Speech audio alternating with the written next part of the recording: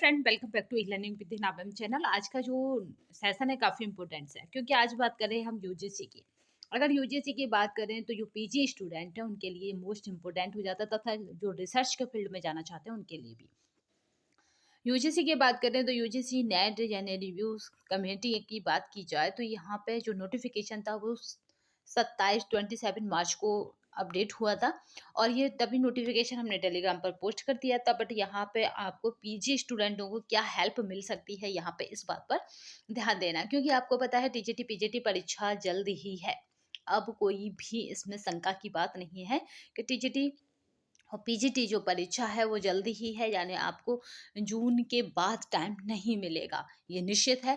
दो 2 जून को क्या हो जाएगा, चुनाव की गणना होगी, रिजल्ट आ जाएगा, उसके बाद आपको टाइम नहीं मिलेगा। तो आपको अभी से कमर कसनी है अपनी तैयारी के लिए।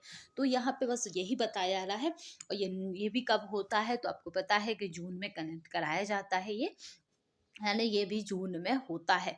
तो चलिए यहाँ पे बात कर लेते हैं कि क्यों ये नोटिफिकेशन आज आपके सामने मैं अपडेट कर रही हूँ।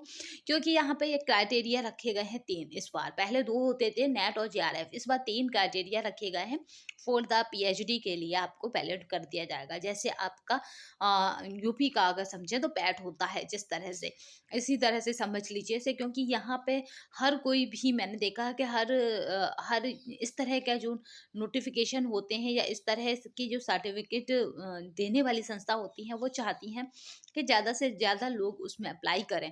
तो यहाँ पे ये क्या है, क्योंकि कहीं पर भी आप पीएचडी करते थे तो आपको वहाँ का एंट्रेंस देना पड़ता था, बट मे भी आप यहाँ के सर्टिफिकेट से जाएंगे तो डीम्ड यूनिवर्सिटी को छोड़कर अदर यूनिवर्सिटियों पर ये नियम लागू हो जाएगा। वो यूजीसी के तहत आने मतलब यूजीसी से मिला सर्टिफिकेट पीएचडी प्रोग्राम के लिए वैलिड रहेगा। क्योंकि मतलब अगर बात की जाए सेंट्रल यूनिवर्सिटी की या कहें कि अदर यूनिवर्सिटियों को पर ये नियम लागू होता है, बट हम डीम्ड यूनिवर्सिटी की इसके बारे में नहीं कह सकते कि इसको लागू करेगा या नहीं। क्योंकि डीम्ड यूनिवर्सिटी की अपनी स्वयं मतलब अपनी स्वयं सत्ता होती है, या फिर इस तरह से कह सकते हैं वो अपने नियम खुद बना सकती है। तो बट यहाँ पे कुल मिला के ये है कि आपको कहीं भी किसी भी यूनिवर्सिटी में अगर आप जाते थे, आप जेआरएफ होते थे तो डायरेक्ट इंटरव्यू में बैठते थे, नेट होते थे तो रिटन देते थे, इंटरव्यू देते थे। देन इसके बाद अब क्या है कि आपको सीधे इंटरव्यू देना पड़ेगा, आपको रिटन नहीं देना पड़ेगा। ठीक है, तो यहाँ पे पीजी स्टूडेंटों के लिए क्या गुड न्यूज़ है कि देखिए, आप पीजीटी की तैयारी कर ही रहे हैं, आप केस की तैयारी कर रहे हैं, आप पीजीटी की तैयारी कर रहे हैं, इसी बीच आप क्या कर रहे हैं, नेट भी अगर डाल देते हैं। क्योंकि नेट डालने से क्या होगा कि आपके पास एक सर्टिफिकेट हो जाएगा कि आप वैलिड हैं कभी भी पीएचडी प्रोग्राम करने के लिए। ठीक है, तो आपके पास एक सर्टिफिकेट हो जाएगा कि आप वैलिड हैं कभी भी पीएचडी प्रोग्राम करने के लिए। इसी वजह से इस नोटिफिकेशन को मैंने यहाँ पे आज अपडेट किया है, क्योंकि यहाँ पे ये अपडेट इसलिए आवश्यक था क्योंकि आप तैयारी भी कर रहे हैं और सिलेबस भी पढ़ेंगे, कंटेंट भी पढ़ेंगे पीजीटी का। तो यहाँ पे पीजीटी का कंटेंट पढ़ेंगे, सिलेबस पढ़ेंगे, तो यहाँ पे ये आपके लिए मोस्ट इम्पोर्टेंट हो जाता है। क्योंकि पिछले साल के कुछ रिजल्टों ने मैंने देखा है कि जो फर्स्ट पेपर में मात्र कितने क्वेश्चन करके आ रहे हैं, 16 क्वेश्चन सही 50 में से। ठीक है, बट उनका सब्जेक्ट अच्छा है और वो सब्जेक्ट में स्कोर कितना कर पा रहे हैं, सब्जेक्ट में वो कितने क्वेश्चन मतलब अच्छे कर पा रहे हैं। तो यहाँ पे समझिए 60 क्वेश्चन तक वो आराम से निकाल जाते हैं। क्योंकि यहाँ पे क्या है, 150 क्वेश्चन है और 300 अंक है, यानी एक क्वेश्चन कितने का है, तो 2 नंबर का है। ठीक है, तो मैंने देखा है कि उनके क्या है, यहाँ पे क्वेश्चन कितने हैं, 16 सही होते हैं, यानी 32 आसपास फर्स्ट पेपर में नंबर होता है। और यहाँ पे अगर बात की जाए तो 140 इस तरह से उनके नंबर होते हैं, तो वो यूजीसी नेट निकाल लेते हैं। तो आपको करना क्या है यहाँ पे, कि आपको क्या करना है, यहाँ पे याद रखिएगा कि आपको पीजीटी की तैयारी के साथ ही यूजीसी का फॉर्म भरना है इस बार। तो इसका फर्स्ट पेपर भी हम करा देंगे, सेकंड पेपर होम साइंस और हिस्ट्री आपको मिल ही जाएगा। ठीक है, होम साइंस और हिस्ट्री आपको सब्जेक्ट यहाँ पे मिल जाएगा। और रहा फर्स्ट पेपर यूजीसी का, तो वो भी हम करा देंगे। तो यहाँ पे ये ही इंपॉर्टेंट अपडेट था, बाद बाकी सब वही है, सेम जेआरएफ एंड नेट है जो ये कराता था। बस एक क्राइटेरिया इसने बढ़ा दिया है कि इसके सर्टिफिकेट से अगर आप नेट या जेआरएफ कुछ भी क्वालिफाई नहीं कर पाते, बट फिर भी आप पासिंग स्कोर ले आते हैं, तो आप एलिजिबल हैं पीएचडी प्रोग्राम के लिए। ठीक है, इस तरह से यहाँ पे रहेगा क्वालिफाई फॉर, एलिजिबल फॉर। तो इस तरह से आप मार्कशीटों में आया करेगा awarded JRF, yes yes yes, PhD admission. ठीक है, अगर आपका अपॉइंटमेंट यहाँ पे है appointment as the assistant professor and admission of PhD, तो यहाँ पे जीआरएफ जिसका नहीं होगा नो, और फिर यस यस। फिर यहाँ पे थर्ड क्राइटेरिया है एडमिशन ऑफ पीएचडी ओनली, तो यहाँ पे इसमें हो गया यस यस यस।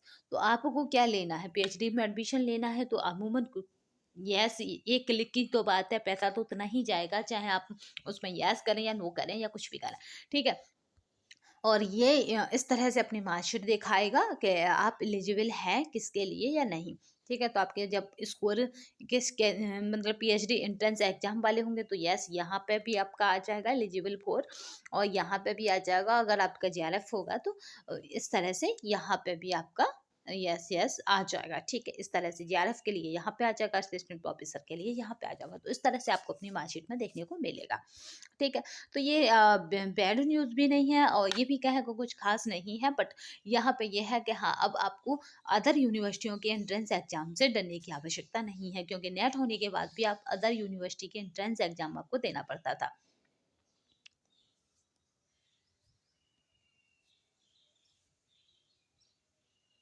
ठीक है, यहाँ पे देखिए यहाँ पे एक और नोटिफिकेशन है, यहाँ पे net by the candidate on the category 2 और and 3 will be valid for the periods क्या है 1 year of for the admission। तो ये 1 साल के लिए वैलिड है एडमिशन लेने के लिए। ठीक है,